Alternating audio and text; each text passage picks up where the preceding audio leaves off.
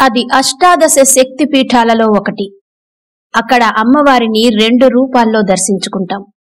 ఆ తల్లిని విశ్వాన్ని పరిపాలించే రూపంగా వర్ణించాయి పురాణాలు. తంత్రశాస్త్రాల్లో మహాకాళిగా వర్ణించారు. అక్షిత్రయంలో ఒకరిగా చెప్తారు.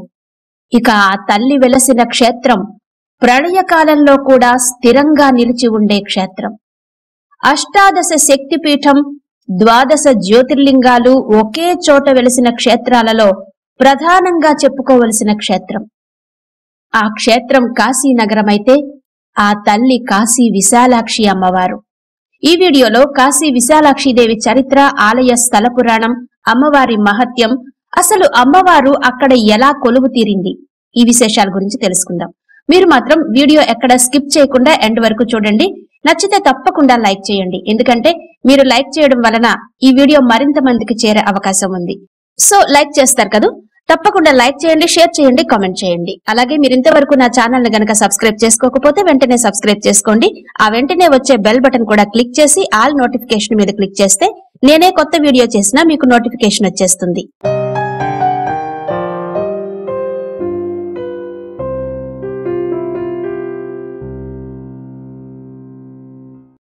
అయోధ్య, మథుర, హరిద్వార్, కాంచీపురం, కాశీ, ఉజ్జయిని, ద్వారక 7 మోక్షదాయక పట్టణాలు. అందులో కాశీ క్షేత్రం అత్యంత శ్రేష్టమైనదిగా చెప్తారు. ఎందుకంటే ఈ పుణ్యస్థలంలో సాక్షాత్తు శ్రీ మహావిష్ణువే ముక్కంటిని పూజించినట్టు పురాణాలు చెప్తున్నాయి.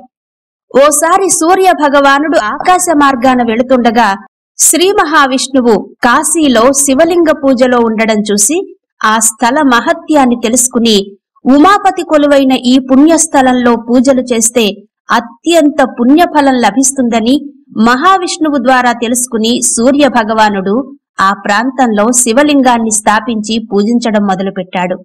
అంతటి మహిమాన్విత క్షేత్రం కాశీ క్షేత్రం. ఋగ్వేదంలోనూ, రామాయణం, మహాభారతం లాంటి ఇతిహాసాలలోనూ, స్కాంద పురాణం వంటి అనేక ఆధ్యాత్మిక గ్రంథాలలో కాశీనగర ప్రసక్తి ఉంది. కల్పం మొదట్లో ఎక్కడ చూసినా నీరుండేదట. బ్రహ్మదేవుడు సృష్టి మొదలు పెట్టడానికి ముందు దానికి తగిన సామర్థ్యం సంపాదించుకోవడానికి తపస్సు చేయడానికి స్థలం కోసం వెతుకుతూ ఉండగా పరమేశ్వరుడు తన త్రిశూలాగ్రం మీద సృష్టించిన భూభాగమే కాశీ క్షేత్రం.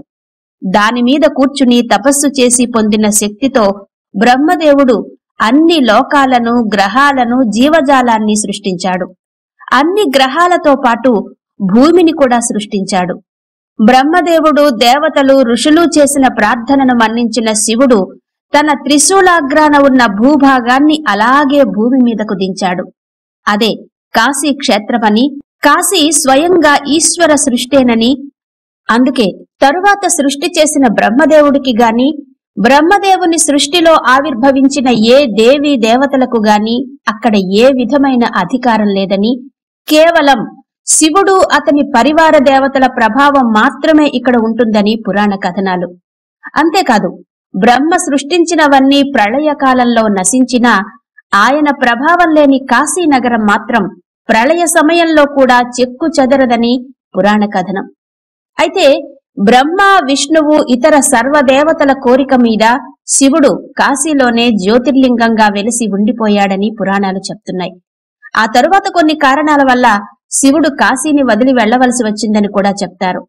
ఆ కారణమేంటంటే నగరాన్ని సరిగ్గా నిర్వహించకపోతే కాశీనగరం ప్రాముఖ్యత కోల్పోతుందని, అలా నగరం సరి అయిన పద్ధతిలో నిర్వహించాలంటే ఒక రాజంటూ ఉండాలని అనుకున్నటువంటి దేవతలు దివోదాసుడు అనే ఆయనను రాజుగా ఉండమని కోరారు.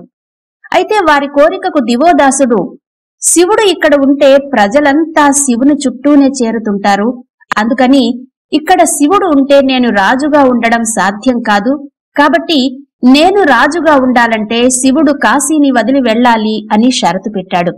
దివోదాసుని షరతు ప్రకారం శివుడు పార్వతీదేవితో పాటు మందర పర్వతానికి వెళ్లిపోయాడట. ఆ తరువాత కొంతకాలానికి శివుడు మళ్లీ కాశీ రావాలి అనుకున్నాడు. ఆ విషయం తెలియచేసేందుకు దైవదూతలను పంపుతాడు. వారు వెళ్లి కాశీని చూసి కాశీ మీద ప్రేమతో అసలు విషయం మర్చిపోయి అక్కడే ఉండిపోతారు. ఆ తరువాత సూర్యదేవుణ్ణి, ఆ తరువాత బ్రహ్మదేవుణ్ణి, గణేశుణ్ణి కూడా పంపుతాడు శివుడు. వారంతా వెళ్లి అక్కడే ఉండిపోతారు. చివరకు శివుడి ద్వారపాలకులు సైతం వెళ్లి కాశీకి కాపలాగా ఉండిపోతారు. శివుడు పంపగా వచ్చిన గణేశుడు దివోదాసుకు వైరాగ్యం నూరిపోసి అతడిలో వ్యామోహాన్ని తొలగింపచేస్తాడు. అప్పుడు దివోదాసుడు స్వయంగా శివుణ్ణి ఆహ్వానించి కాశీని అప్పగిస్తాడు. చివరకు శివుడు వచ్చి దివోదాసుకు ముక్తిని ప్రసాదించి తాను కాశీలో ఉండిపోయాడని పురాణ కథనాలు చెప్తున్నాయి. కాశీ క్షేత్రం ఆదిదేవుడైన శివుని నివాసం, కైలాసం కన్నా ప్రీతికరమైన ప్రదేశం. అందుకే దివోదాసు అప్పగించిన కాశీకి పరమానంద భరితుడై సమస్త పరివార సమేతంగా వస్తాడు శివుడు. ఆ సమయంలో శివుడి ఆనందం చూసి ఆశ్చర్యపోయిన గౌరీమాత నేత్రాలు విశాలం చేసుకుని చూసిందట. పెద్ద కనులున్న దేవి కాబట్టి విశాలాక్షి అని పిలుస్తారని ఓ కథనం.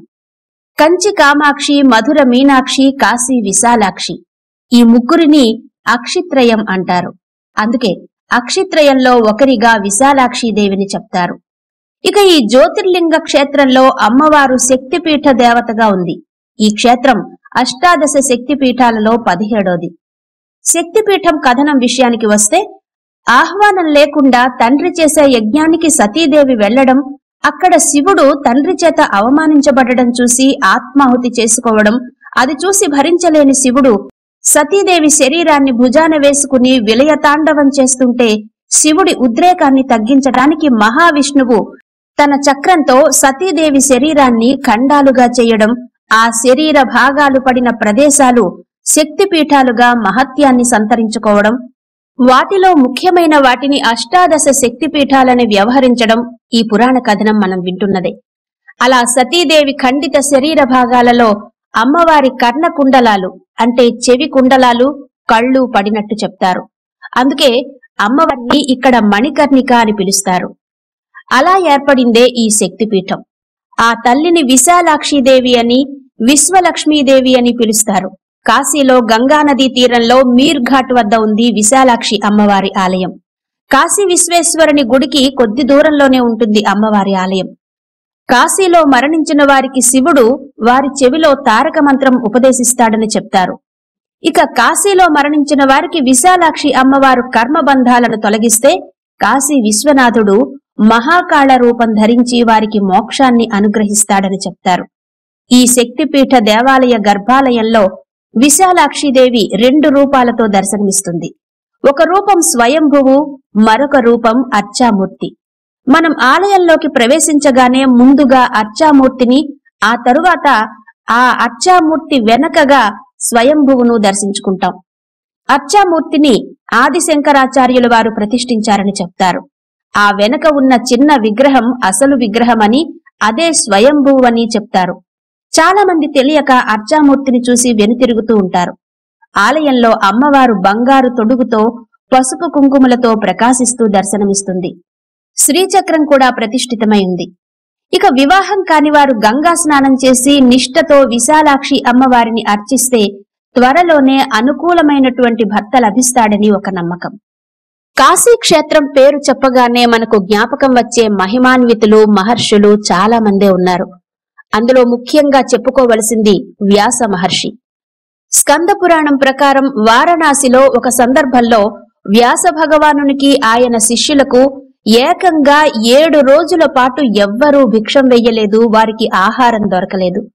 దానికి ఆయనకు విపరీతంగా కోపం వచ్చింది. కాశీని శపించబోయాడు. అప్పుడు విశాలాక్షి దేవి ఒక బ్రాహ్మణ గృహిణిగా మారి తన ఇంటికి వ్యాస భగవానుణ్ణి, అతడి శిష్యులను ఆతిథ్యానికి ఆహ్వానించింది. వారందరికీ విశాలాక్షి అమ్మవారు షడ్రసోపేతమైన మృష్టాన్న భోజనం పెడుతుంది.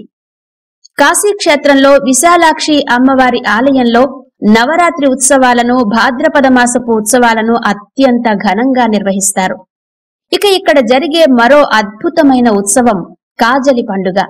ఇక్కడ సతీదేవి కనులు పడిన కారణంగా కాజలి పండుగకు విశిష్టత ఉంది. ఈ పండుగను మహిళలు ఆచరిస్తారు. ప్రతి సంవత్సరం భాద్రపద శుద్ధ తదియ నాడు కాజలి ఉత్సవం జరుగుతుంది. ఆలయంలో నల్లరాతి అమ్మవారి విగ్రహాలు తేజోవంతంగా ఉంటాయి. ఇవి కాశీ విశాలాక్షి అమ్మవారి ఆలయ విశేషాలు.